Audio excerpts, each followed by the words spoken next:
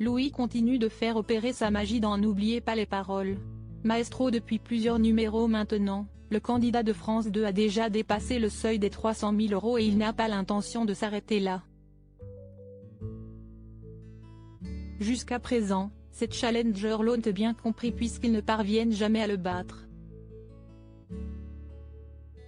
Cette réussite, Louis la doit à ses longues sessions de préparation quotidienne, entamées bien avant de faire ses premiers pas dans le jeu.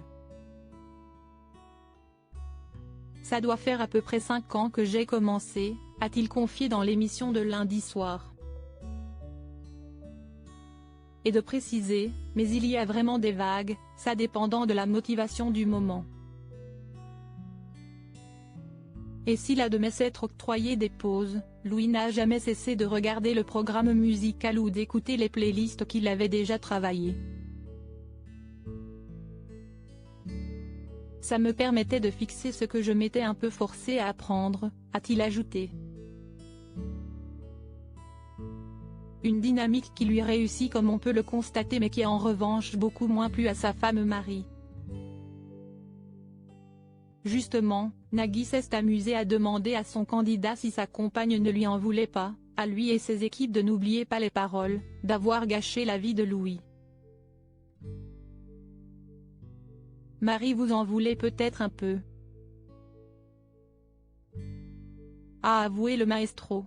Et de nuancer, maintenant, je pense que tout est pardonné. Mais, je pense qu'elle m'en voulait à moi principalement quand même. Nagui a alors cru comprendre que les gains remportés par Louis avaient certainement facilité l'apaisement de Marie. Ne me dites pas que parce que vous avez gagné 316 000 € elle a changé Davis. Si estimoche. Je suis choqué, a-t-il lancé à l'orthophoniste avec ironie.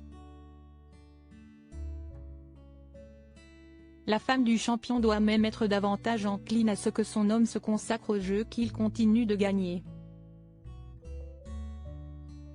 À la fin de la dernière émission, il se sécurisait en effet 317 000 €.